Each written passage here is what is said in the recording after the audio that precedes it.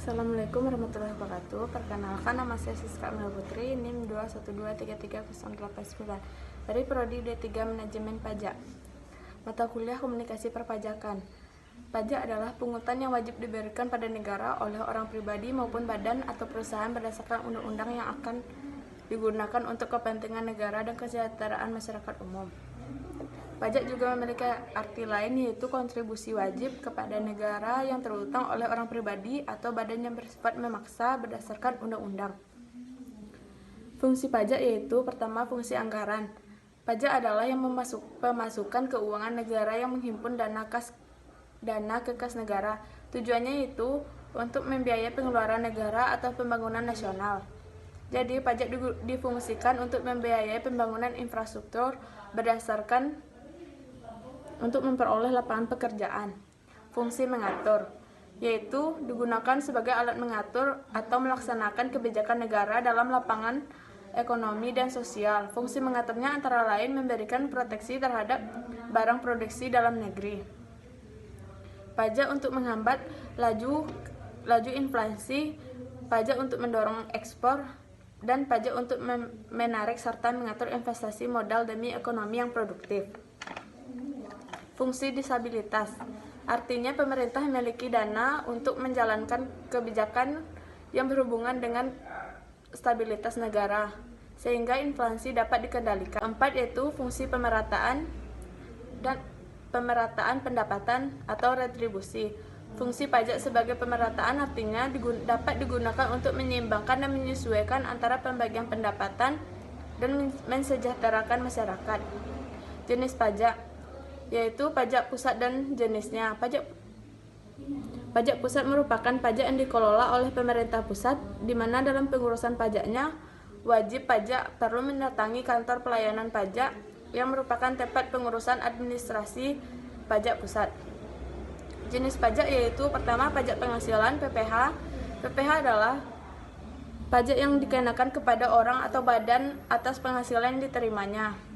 Kedua, yaitu pajak pertambahan nilai atau PPN. PPN adalah pajak yang dikenakan atas konsumsi barang atau jasa dikenakan di dalam daerah, pabean, atau wilayah Indonesia. Pada dasarnya semua barang dan jasa merupakan objek atas PPN. Namun terdapat beberapa pertimbangan di mana ada barang dan jasa yang tidak dikenai PPN.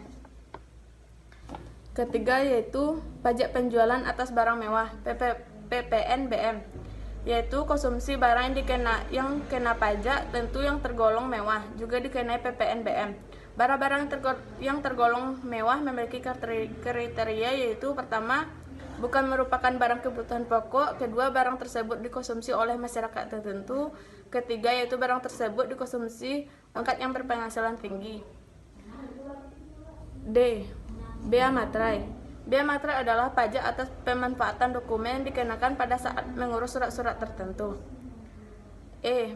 Pajak bumi dan bangunan atau PBB. PBB yang dimaksud adalah pajak yang dikenakan atas suatu kepemilikan, kepemanfaatan, dan penguasaan atas tanah dan bangunan.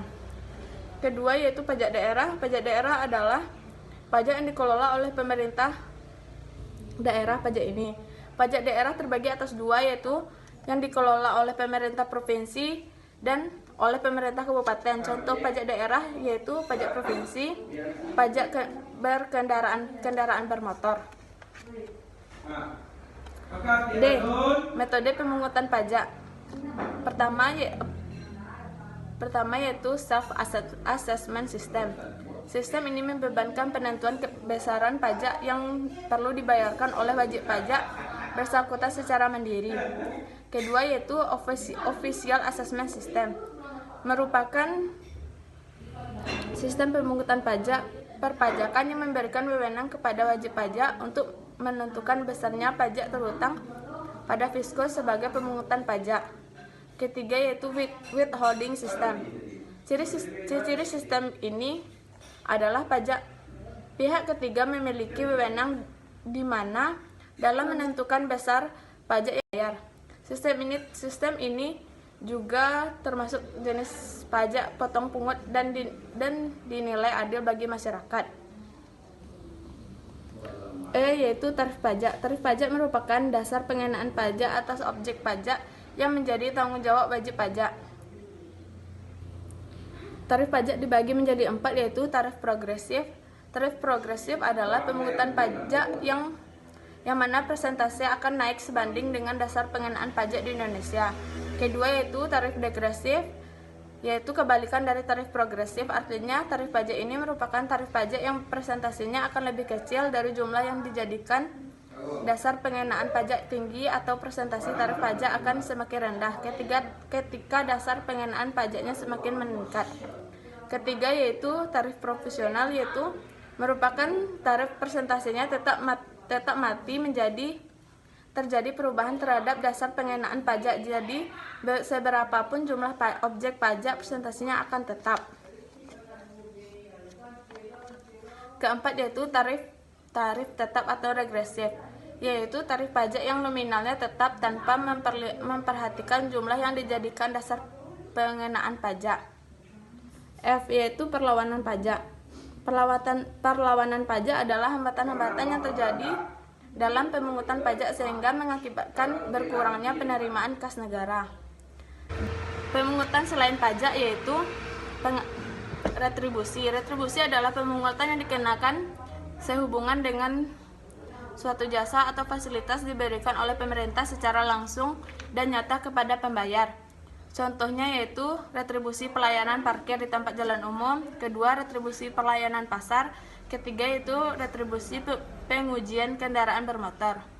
Keempat yaitu retribusi pasar. Kelima, retribusi parkir. Keenam, distribusi terminal.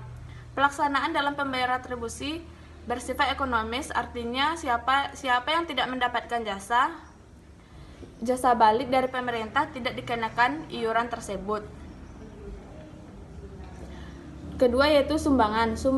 Sumbangan ialah iuran adalah pungutan yang dikenakan sehubungan dengan suatu jasa atau fasilitas yang diberikan pemerintah secara langsung dan nyata kepada kelompok atau golongan tertentu atau pembayar. Contohnya yaitu sumbangan atau setoran wajib pembangunan dan pemeliharaan prasarana daerah bagi pemilik kendaraan bermotor yang antara pemeliharaan dan pembuatan jalan lain-lain. Pengelompokan pajak.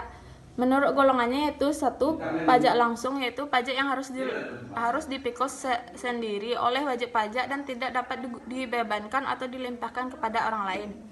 Contohnya pajak penghasilan. Kedua, B. Pajak tidak langsung, yaitu pajak yang pada akhirnya dapat dibebankan oleh atau dilimpahkan kepada orang lain. Contohnya pajak pertambahan nilai.